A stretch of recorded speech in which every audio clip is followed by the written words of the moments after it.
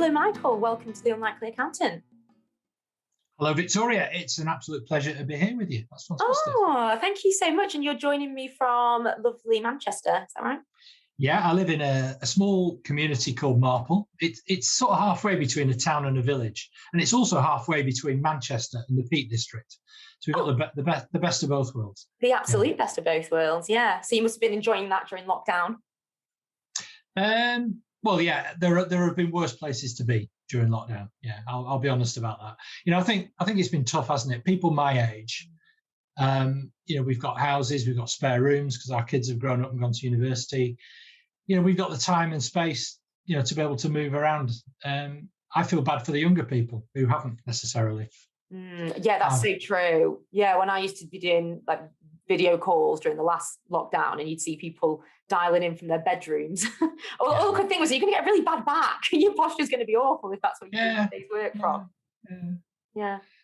So why don't we just in case some of the listeners might not know who you are, which is obviously a massive, massive deal. Why don't you just give us a little brief overview of who you are?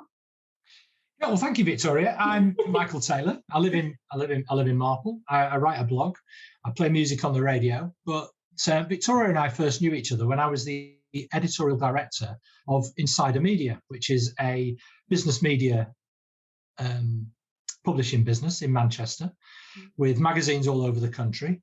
And I stopped doing that in 2012, but I've still got a huge affection for the business and for the people that work there. Many of them great friends of mine who worked with me at the time, who've gone on to do amazing things in their lives. And I used to like telling stories about businesses. People say, I was a journalist about writing about business. But I always used to say I wasn't. I was a journalist writing about people in business. And I always loved their stories. And I love telling them.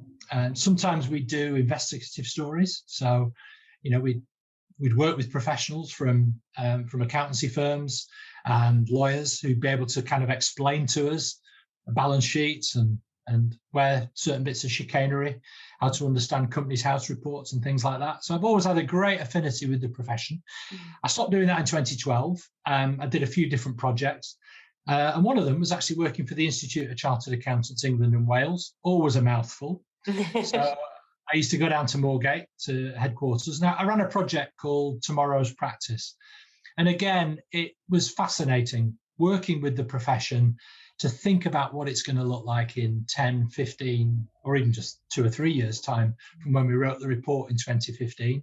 It was sponsored by Intuit, the people that do the product QuickBooks. So they obviously had an eye on the future.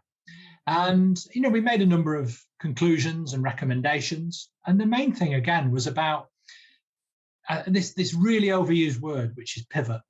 I hate that word. I don't know why, but it got used so much last year, didn't it? During the COVID. Pivot.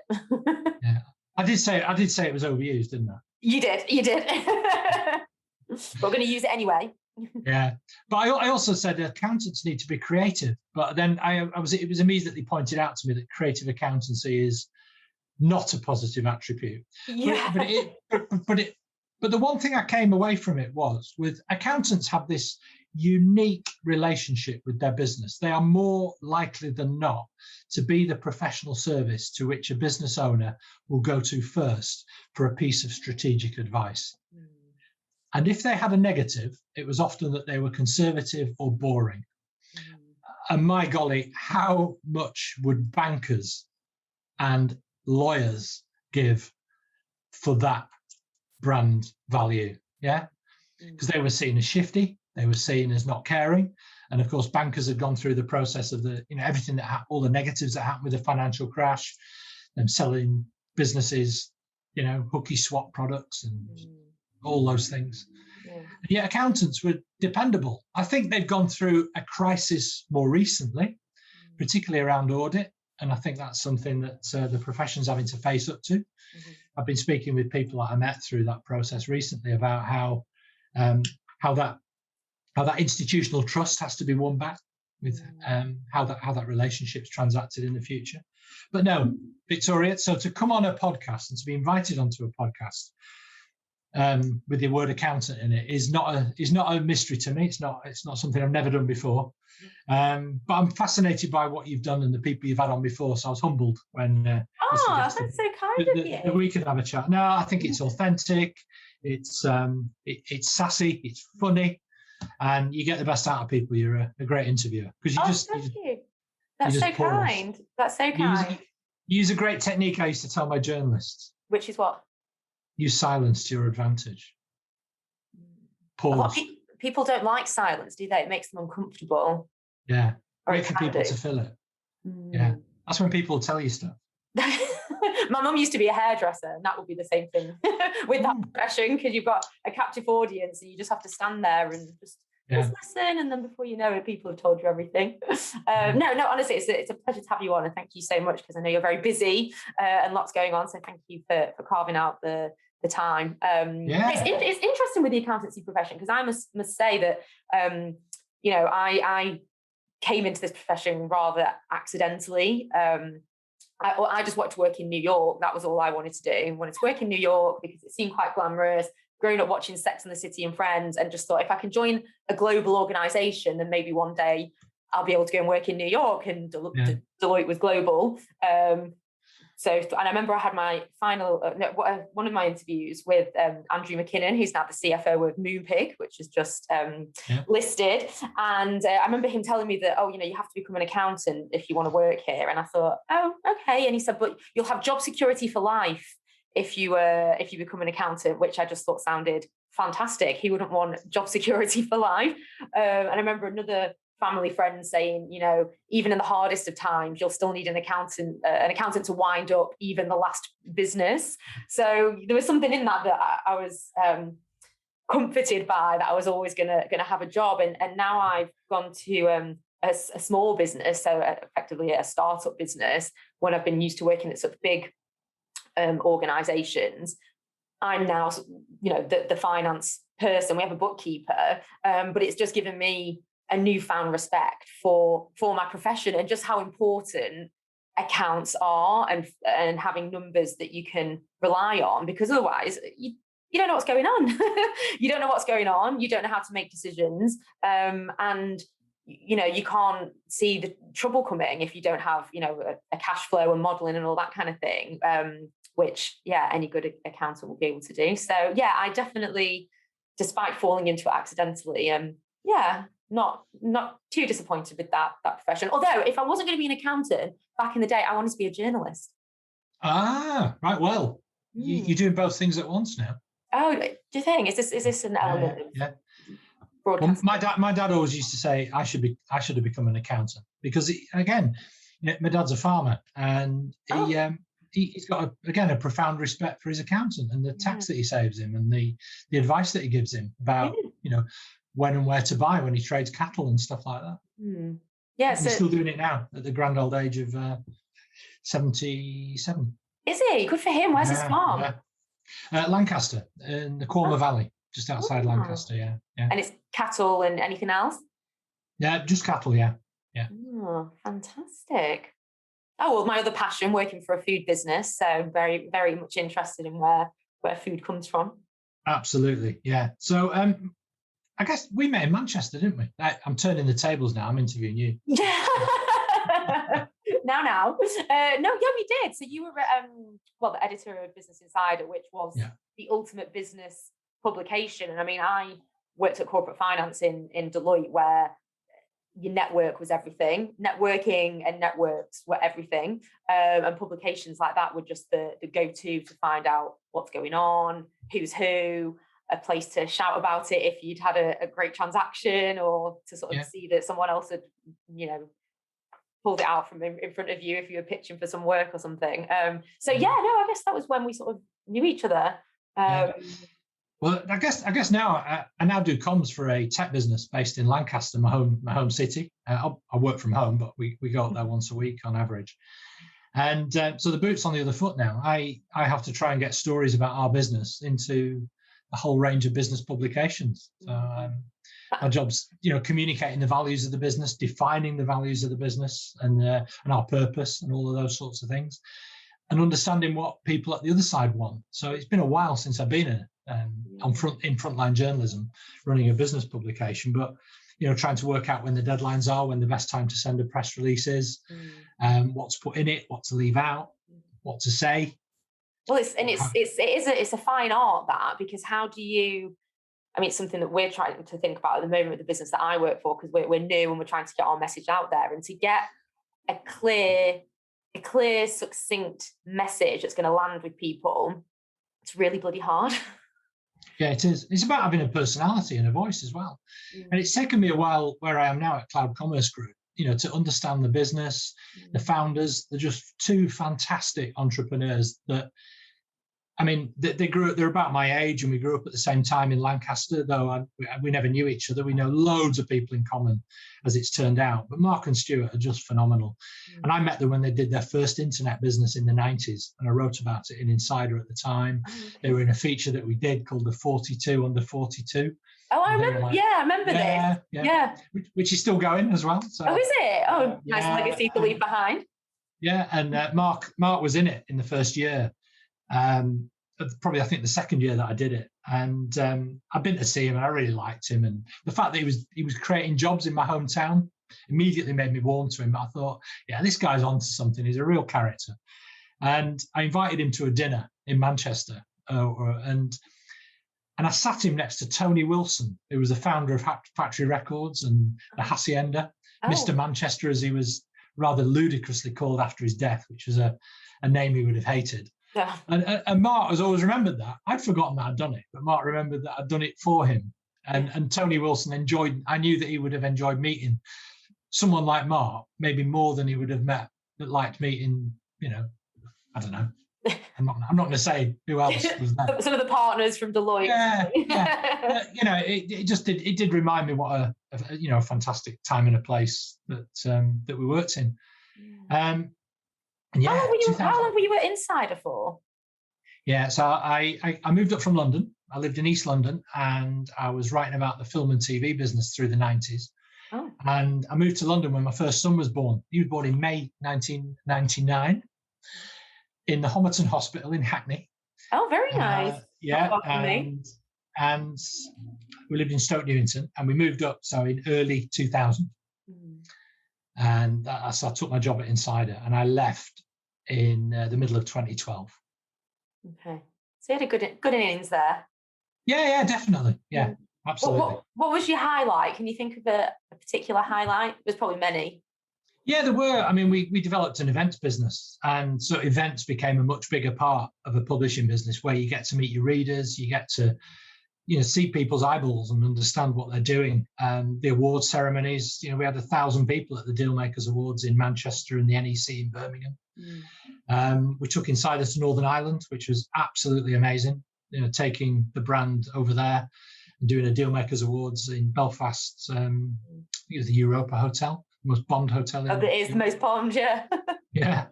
Nice claim to fame. But no, I think my highlight is the people I work with. People like Neil Tague, Charlotte Delgado, Lisa Miles, Andy Coyne, Douglas Friedley, just really wonderful human beings who've gone on to do amazing things with their careers as sort of writers. Lisa's now a librarian, writing kids' books. Just fantastic people, great friends.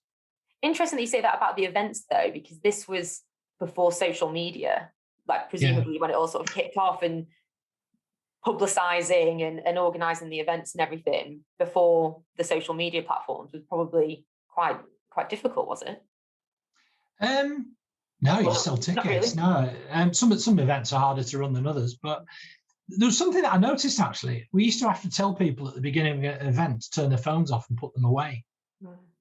Now you'd say, can you please get your phones out, but just make sure they're on silent if you get a call. And get people to engage, and you share hashtags, and let people what are people's Twitter handles. That was when Twitter was kind of acceptable for business use. I think I wouldn't go near it now for business. Oh, really? No, not a fan. No. Do you think it's useful for anything, or has it just had its day? Oh, I think Twitter does have its day around big national unifying events.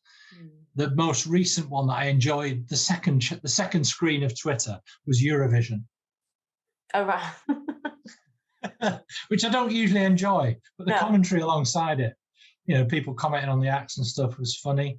I don't like it around football. I think it's just brings out the worst in people. They think they can say anything they like about anyone, and it's just become mean. But maybe we've all become a bit mean. Oh, do you think? Well, I feel like maybe people turned compassionate for about 5 minutes at the start of lockdown, and now we've all just resorted back to our old ways. I don't know. Yeah, because Caroline Flack died just before lockdown, didn't she? Yeah. And everyone was like, "Oh, we must stop being so mean to people and being mean about them." And there is a link to the mental health crisis, and that was pretty soon forgotten, wasn't it? When you see what's happened to Meghan Markle and Harry and all that sort of stuff. Yeah, that's so true.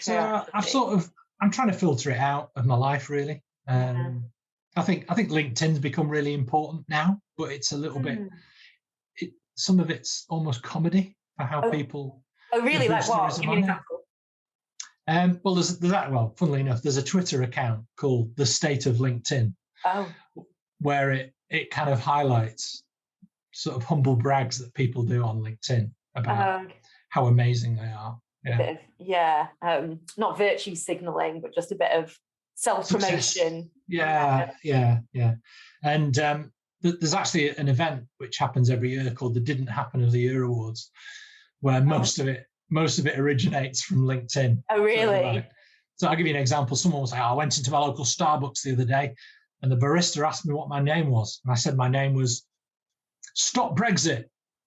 And then when they shout out my coffee, it said latte for Stop Brexit. Oh, okay. And everybody cheered. And it's like, no, that never happened, did it? Yeah. I'm going to call bullshit on that one. Yeah, okay. Yeah, exactly. Yeah. Well, some people don't let the truth get in the way of a good story, do they? So no. So again, one of the things that I have discovered in lockdown, where I've properly turbocharged my interest in it, I love Instagram because it's like a soothing balm of nice pictures of. Well, my Instagram is because I follow people who are into the outdoors, nice clothing brands, nice stories about nice things that have happened. I think you have to curate it, don't you, so that it is a place that makes you feel good rather than bad. And in fact, there's another podcast episode that I've done with a lady called Lacey, and one of the things, she's a lot younger than me, so it was interesting talking to someone that's grown up with social media in her life, because I'm of the age where I can remember life without it, and she can't.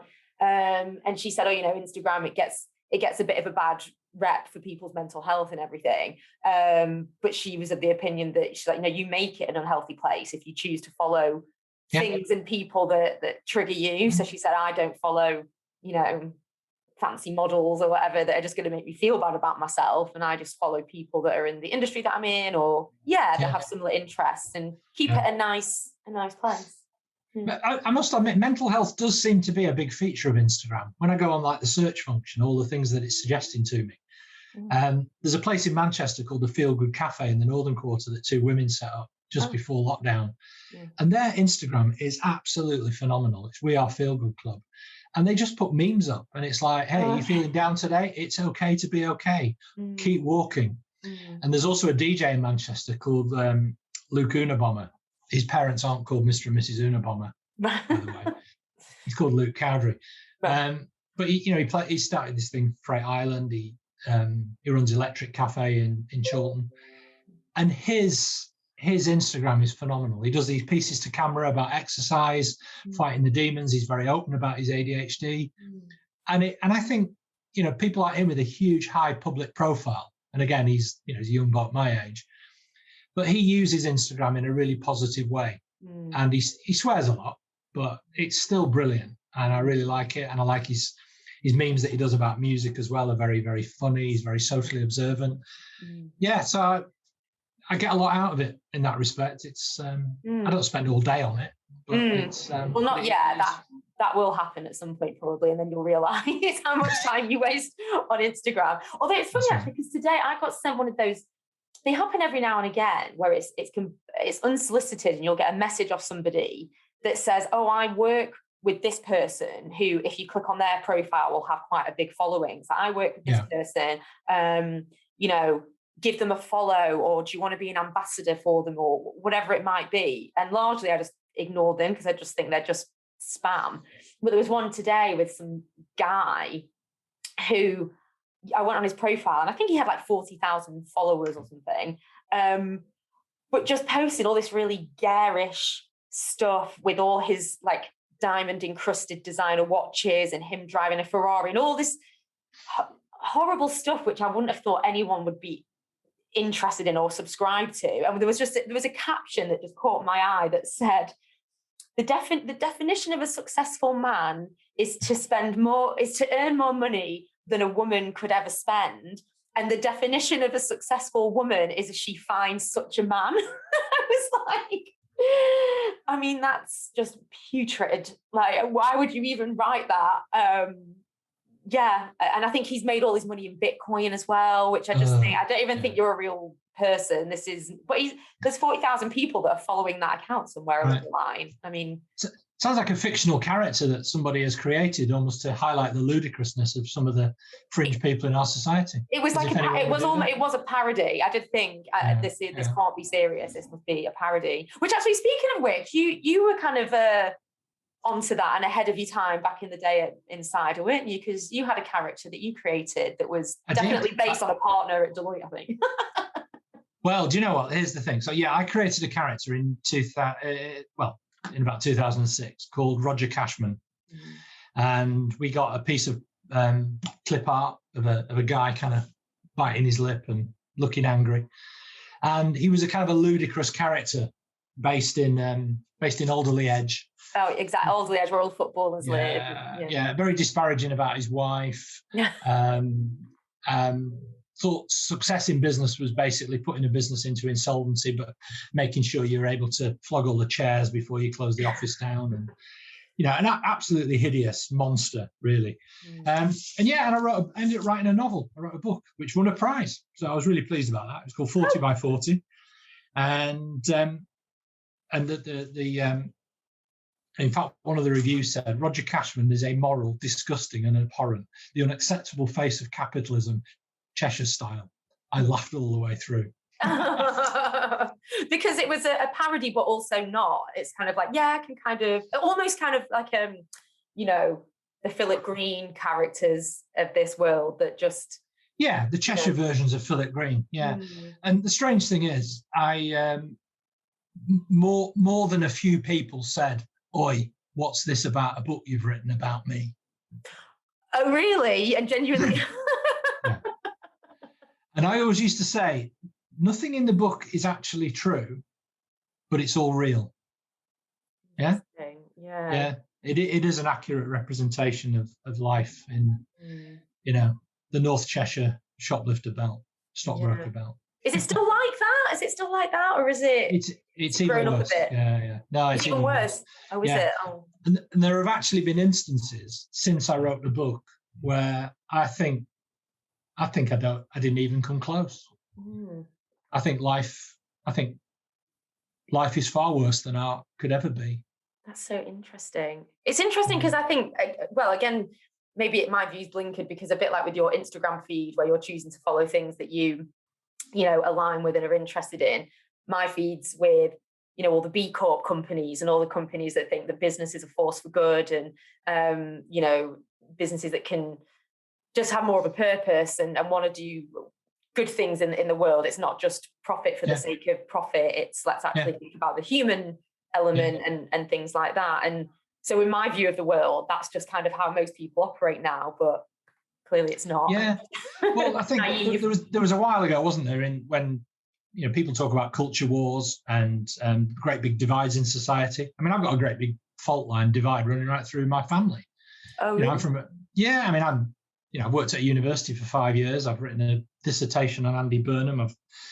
It's common knowledge that I'm a Labour Party supporter, Blairite, anti-Brexit. I've stood in elections and all the rest of it. And my family are working class Tories, Interesting.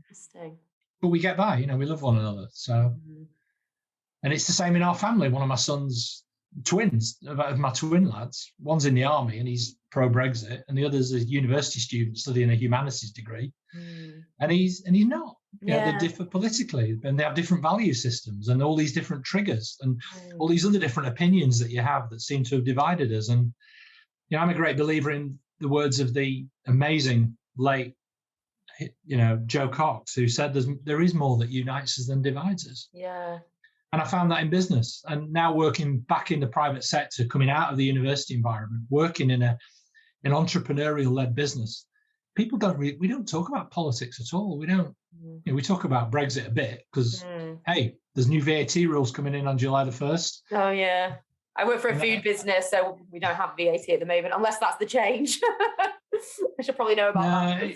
It's new and things like that, and we talk about it in a very practical, transactional sense. But in terms of values, you have to be decent to people, and and I think that's interesting. Don't be a dick.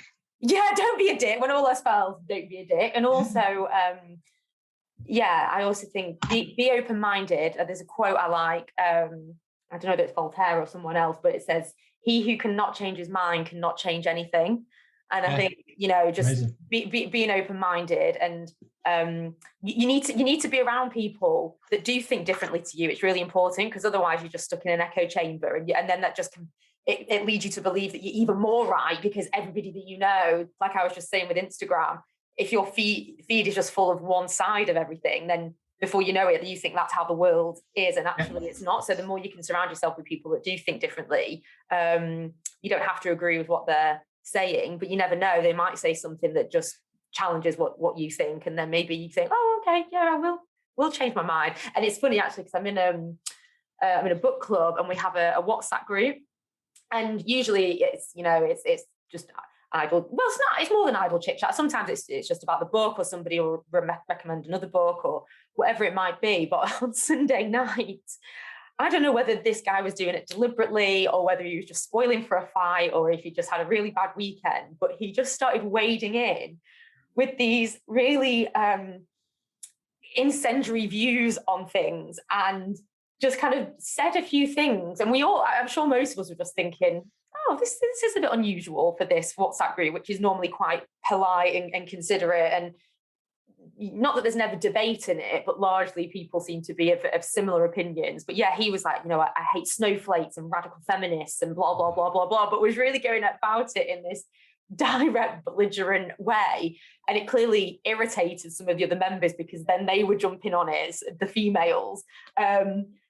And they started having a bit of a slanging match in this WhatsApp group. And most of us were just sort of, I think, just watching it with some popcorn, thinking, oh, this is interesting to watch this unfold. And I was thinking, I obviously don't agree with him, but I'm just interested to hear what his viewpoints are as just someone that's so different to mine, and just kind of take it with, I was bemused by it rather than feeling personally attacked or irritated. I thought, oh, isn't it great to encounter someone that doesn't see the world the way that I do? Because it'd be boring if we did, wouldn't it? Yeah, I think we need to do a little bit more of that. One of the best books that I've read in lockdown is a book called Conflicted by Ian Leslie, subtitled Why Arguments Are Tearing Us Apart and How They Can Bring Us Together. Interesting. Yeah.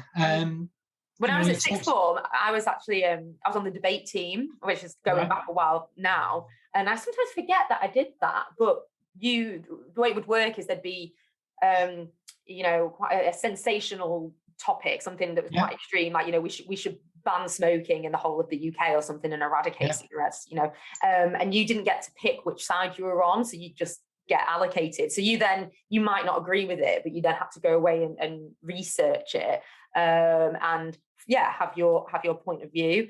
And it was a great thing to do, because it made you look at a viewpoint that maybe you didn't agree with, but you were able to find the justifications and the arguments for it. So Victoria, was that a segue for you, for me to discuss Manchester, which we set up in 2013? Yeah, I think it was. Yeah. Which we do want to revive again. But one of the reasons we stopped it was because people weren't disagreeing well. We'd have propositions. Some of them were quite soft, so it'd be historical. So you would kind of have historians analysing whether Manchester owed more to Marx and Engels than Marx and Spencer. So whether Manchester was a mercantile city or a socialist city. That was just as you say, it was interesting. Some of them we discussed capitalism, the fundamentals of it, whether it was a force for good or religion. And they just became so spiky. And it was like bear baiting. And then, And I was thinking about the present environment, one of the big debates, and I have to say, I don't really understand the nuances of it, because I come from the position where you should just be nice to people. This whole stuff around trans rights, and I don't think I understand it, but I'm also aware that that's probably a cop-out. But I also don't like a lot of the language around it and how it's making women feel. So we were debating, would we have a debate around that? And I want to bottle it. And it's really interesting. Yeah, and it's which means it's worth talking about. Yeah, but then you look at other divisive issues like anti-Semitism. You look about radical Islam. They're all big emotive issues in a city that I live in, like Manchester. Would you want to put two sides of that argument? It's how you frame it, isn't it? And I became very, very upset with some of the programs on the BBC, for instance. Newsnight would do this, and it'd be like, tonight we're going to be discussing radical Islam on one side, Anjam Chowdhury, and on the other, Tommy Robinson from the English Defence League. That's not debating Islam.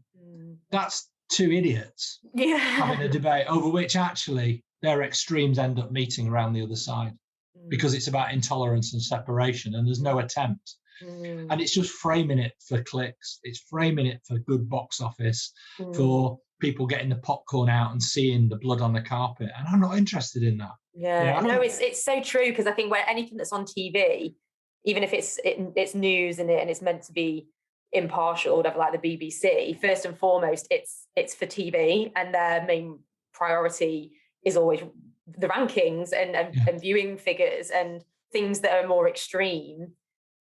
They get more of an emotional buy-in from the people that agree with those partisan views, don't they? And it's like, the way Big Brother, when it first came out, the reason everyone liked it was because of the bus stops, because everyone used to, hate each other. And slowly those reality shows have gone more, kinder to one another. Or even with things like the Apprentice, they're all usually a bunch of wallies, but the ones that stuck out were the ones that were just so difficult or so sure of themselves that, again, it's a TV show.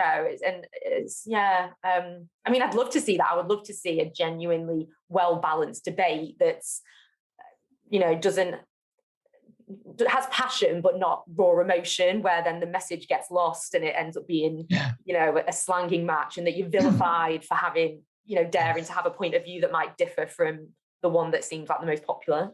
Well, we seem to be populated as well. I'm not going to name who they are because it just gives them credit and credence, but there's these grifters both from the left and the right who pop up on all the news shows, who pop up on social media with a ready-made opinion, where the assumption is that the person who doesn't share their opinion, wherever they're from on the political spectrum, is doing so from a place of bad faith. And again, this is the other observation I'd make from us. We work in private business now, or in a private sector environment. People aren't like that there. You don't assume that someone's out to rip you off or that they're in bad faith. And we've seen this creeping into things like Trustpilot reviews for products or TripAdvisor reviews. And it was one of the things I touched on when I did my report for the accountancy profession. There's going to come a time where accountants are going to have a TripAdvisor type service for professional services. It may already exist. And, be aware of that and how you engage with it. And, I've just instituted a policy in our business where we're going to engage. If someone gives us a 1-star review, people in the business could be angry about that. There could be two sides to the story. It could be ignorance on the part that the people using the system haven't learned to use it properly.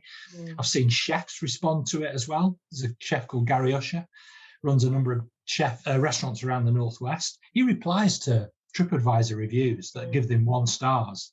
And he says, if you don't take it down, I'll show the CCTV footage of you staggering across the floor of the restaurant, and pointing your finger in the way in our way. Oh, dearie me. Yeah. Fighting fire with fire. Yeah. But we have got into the habit. I don't know if there was a thing about 3 weeks ago, but we've already forgotten it already. There's a woman who was racist to a doorman outside a club in Birmingham. Oh, I did see that, the video. Yeah. Yeah. I mean, there's another scenario where that wasn't filmed, where she goes home and says that nightclub's run by a load of bullies who made a vulnerable woman walk across Birmingham on her own at night and refuse me entry for no reason. It's one person's opinion. We've now got that from from her perspective that actually she behaved really badly. Mm. And then, of course, it escalates. Social media. It shows this. It shows people targeted the business they thought she worked at and said, really? "Oh, you employ a racist. We're never going to do business with you." And they're like, "Well, hold on a minute. We don't." Yeah. Or it's a little. She was a contract. Anyway, and I don't like the pitchfork mentality. I don't like the pylons. I've been a victim of one myself, and have you? Yeah, it is hideous. What was that when you were Insider? Or no, well, I've had a few, but the most recent one was when I was involved in a political movement around Brexit, and in the European Parliament elections a couple of years ago, when I stood on the Northwest list for the Independent Group for Change, and a lot of people on the left, they found pictures of me with Arlene Foster, the leader of the DUP in Northern Ireland. Yeah, because I'd taken an insider to Northern Ireland. Yeah, she was the finance minister of Northern Ireland at the time. We brought loads of investors over to Northern Ireland. But they're saying, oh, no, clearly he's homophobic because he's with this right-wing politician. Dearie me. Yeah. They twisted a story that I'd written for a fanzine many, many years ago about football changing rooms and the banter that went on. And I quoted someone disapprovingly, but then the words were relayed back as if they were mine. Well, of course they weren't. I was quoting them disapprovingly. It created problems for me at work. Gosh, yeah. If you put anything out there, it's almost you just fair game for people to just jump on you and attack you. And I don't know, with things like that, that's not being very kind to each other. And also people have a lot of spare time. Like people, why somebody got the time to even find these photos and then be the keyboard warrior and say stuff? Like, have you not got a hobby? Have you not got something else you'd rather be doing with your time? Clearly the answer is no. So that was it. So do you miss Manchester? Do I miss Manchester? I had the time of my life when I lived in Manchester. I've got nothing but fond, happy memories. I really, really do. I will always, always, always love Manchester. It was was great. I just loved it. It was so great you moved to London. So great I moved to London. No, do you know what? I genuinely loved it while I was there. And then I wanted to change jobs. I didn't want to do professional services anymore. And sort of panic accepted a job, which I, with hindsight, I shouldn't have accepted because everything happens for a reason and all that jazz. It was meant to happen to me in my path of life, but it meant that I then left Manchester to go to Leeds because that's where this job was. But then I hated that as well, and then decided I was going to quit that and then move to London. And London was just always one of those places where I've always loved London. Got family that lived down here, so I used to come from a very young age and just always thought I'd do a stint here. So that was kind of just the way it worked out. But yeah, Manchester's great, and it's changed so much. I wouldn't even recognise it now if I come back. There's just so much. The skyline's changed. There's a good friend of mine who is touting a book around at the moment to agents and publishers. He's written a book, working title Manhattan. Manhattan. Oh, I like it. Yeah. I love a pun in whatever form they come in. Yeah, it's Manhattan, how Manchester got high on pop and property. Yeah, because I caught up with a friend recently, it might have been a while ago now, before COVID, but I'm sure he said that there were more cranes doing building work in Manchester than there were in Dubai or something. Like, it's just exploded, the amount of building that's going on there. Yeah, well, maybe we need to consult the Deloitte crane survey. Oh, yeah, nice little drop there, yes. Yeah. No, it's true. The skyline has totally changed. My eldest son lives in Hume, just on the edge of where the university campus is that I worked on. And come out of his front door and you look up and there are these towers at the end of Deansgate that are residential apartments. Amazing. Absolutely amazing. I might know someone that lives in one of those. But I think the phrase Manhattan was used critically. That these high rises have gone up and it's changed the city for the worse. And it's it is a big debate. We've had a huge issue with homelessness.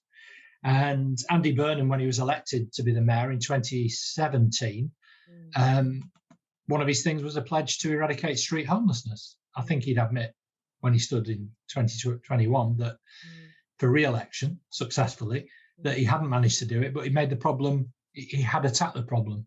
And I think it is a symbol of a society that's not at ease with itself, that people are sleeping in doorways. That can't be just Manchester, though. I feel like that's got to be all over the place.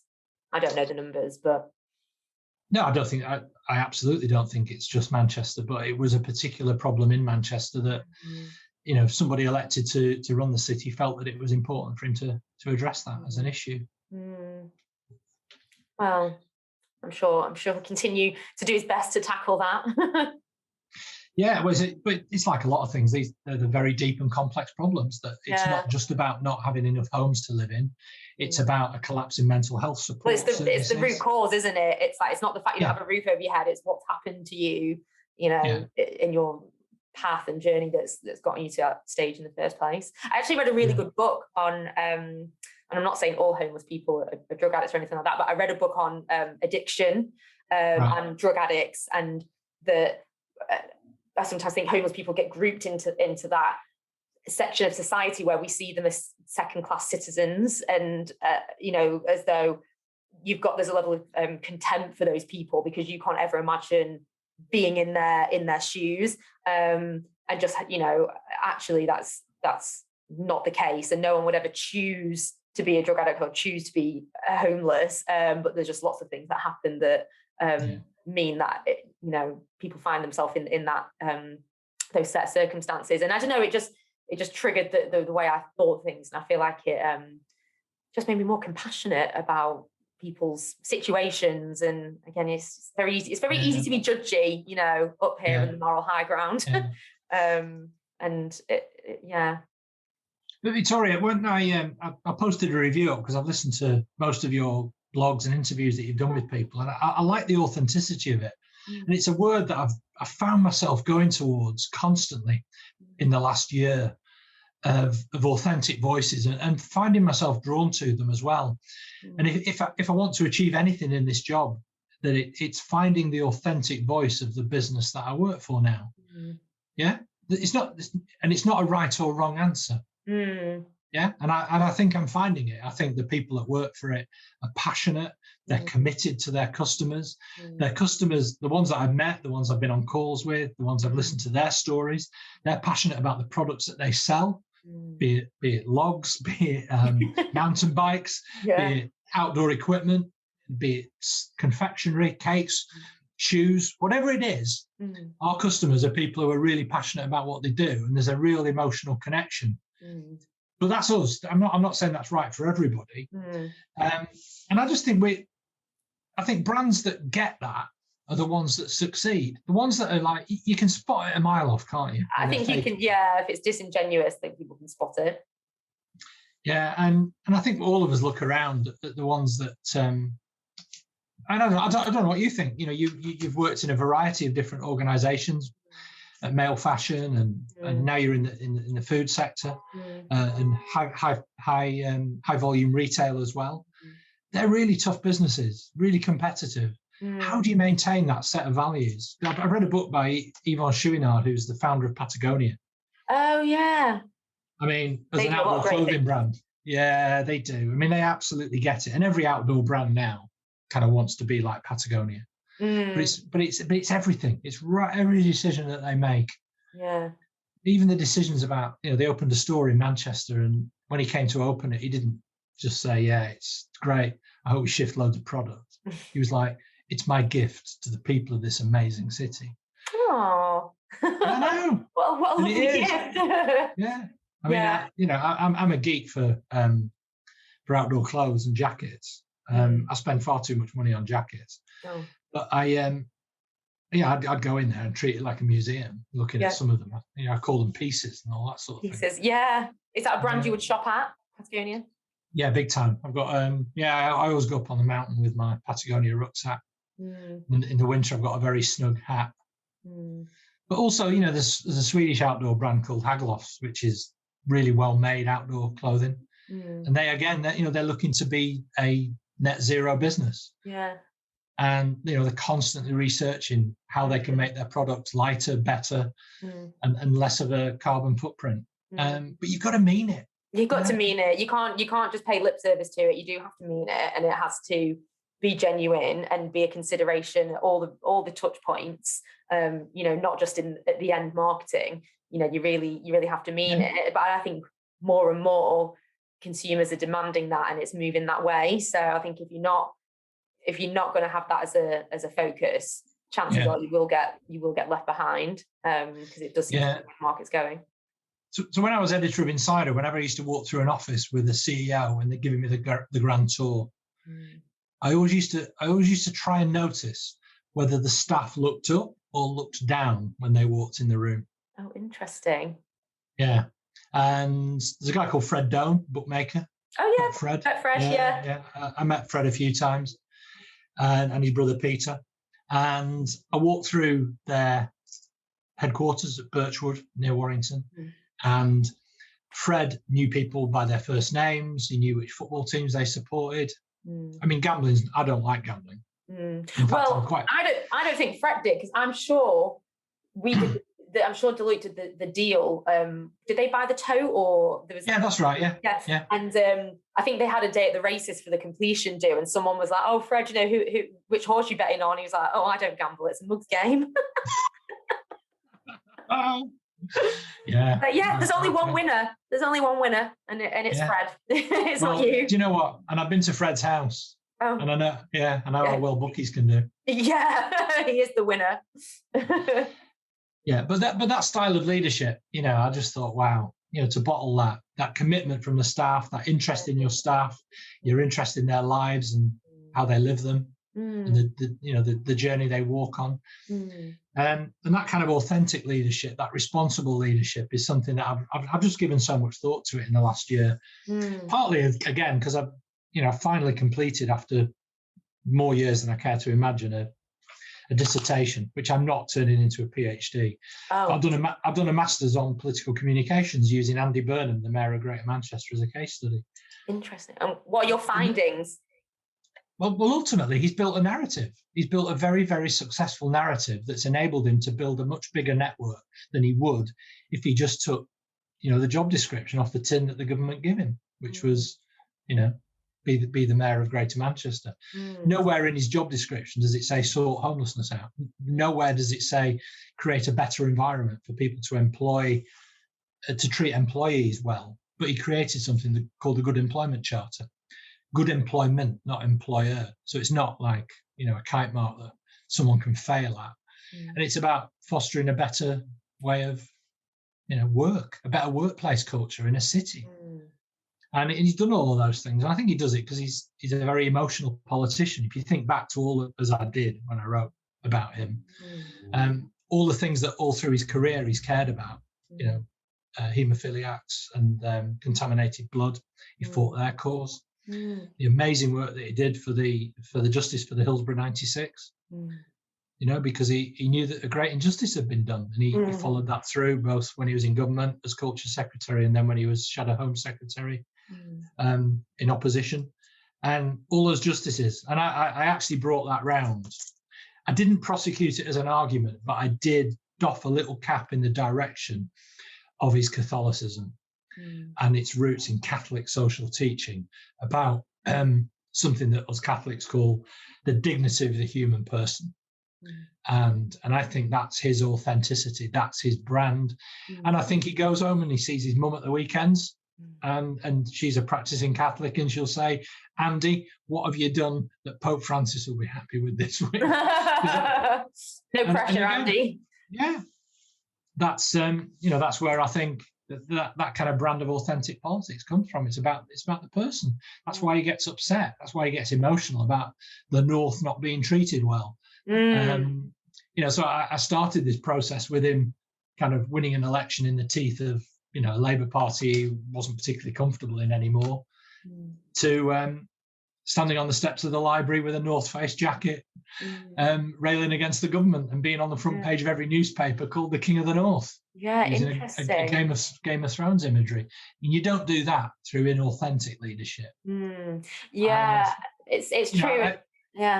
I just was thinking, I wonder if it'll inspire, the younger generation maybe, or, others to get involved in politics by seeing a more authentic voice. Because I think if I look at, say, Kamala Harris in the States, I'm not going to lie, I cried at the inauguration when she got sworn in, because I was just like, this is just such a progressive, necessary step to have a female and a female of colour, in such a high office.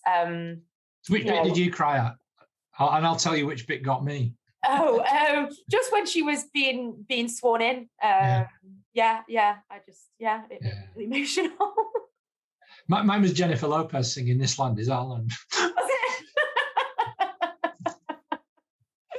it? What? Because she was miming, or just? No, it wasn't Jennifer Lopez. It was Lady Gaga. No, she did. Lady Gaga did the national anthem, and Jennifer Lopez sang "This Land Is Our Land," which is amazing. A folk song written by a communist. Oh, interesting. Pete Seeger. Yeah. Well, do you know what? On that then, just speaking of authentic voices, where can people find you? Because I know you have a blog and do bits and pieces that people can tune into. Where can you find you? Well, I've got a blog called The Marple Leaf. I'm on Twitter as Marple Leaf and on Instagram as well. You might find it a little bit disconcerting if I just ramble on about Blackburn Rovers, Andy Burnham, Marple, pies, food, or going walking in the Peak District. But I just write about what I know about and what I like. Yeah. And the radio show? I've got a radio show. I'm on Tameside Radio, which you can listen to on smart speaker. You can shout. You can go, Alexa, play Tameside Radio. Oh, maybe I'll do. I've got a dot. Yeah. I can do that. Yeah. So it has a way of doing it. I don't know how. So you get it in. You don't have a crackly FM signal. You get it digitally, and that's on Sunday nights from 9 to 11, where we play No Such Thing as a Guilty Pleasure. And what is your guilty pleasure? I mean, there's no such thing, but if you were going to pick one. No, there isn't. So let me have a look. This is an insight into next week's programme, which I've already started programming. I can't find it. But so 9th of May, for instance, we played The Coral, Prefab Sprout, an amazing song by an artist called Rebecca Taylor, no relation, called I Do This All the Time. She does that under the name Self-Esteem. And then we ended on Stevie Wonder and Tom Jones. Oh. Tom Jones doing a cover version of the Waterboys' This Is the Sea. Oh, I was going to say, I didn't know Stevie Wonder and Tom Jones did a duet. No, they didn't. Sorry. Two separate songs. But also on that programme, played Swing Out Sister, Paul Weller, and Donna Summer, State of Independence. Oh, what a mixture. Yeah, it's nice music to make people feel good. But it's also things that they might not hear on an absolute 80s playlist or something like that. Is Mojo still going in Manchester? The bar? Yes. Well, of course. Yeah. We've been locked down. We've been locked down for ages, but that's true. But prior to lockdown, it's still a thing. Yeah. No, the place to go to now is Escape to Freight Island, which is on a site right next to Piccadilly Station. Oh, okay. Yeah, and it's where Luke Unabomber he operates the food concessions and DJs there. Oh. And I'm booked in to go on July the 23rd. You have to book to go. Oh, you do? Oh, okay. Yeah. Oh, well, I'm coming to Manchester soon, so I'll book in. Fantastic. Oh, well, thanks for joining me on The Unlikely Accountant. It's been an absolute pleasure to chat to you. I hope people got things out of it. I know we've rambled on about lots of things, but just be nice to people. Yeah, that's the upshot. Don't be a dick and be nice. Yeah. And if you've got nice to say an out. Yeah.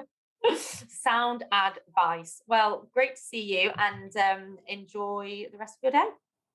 Thank you, Victoria. It's been a pleasure. Thanks. Ciao for now. Thanks so much for listening. And if you enjoyed that episode, please make sure you hit subscribe. That seems to be what all the other podcasters ask people to do. And also, please do give me a follow on Instagram. I'm on @theunlikelyaccountant. So you can send me any DMs with any thoughts or feedback. Only if it's complimentary, of course. Thanks.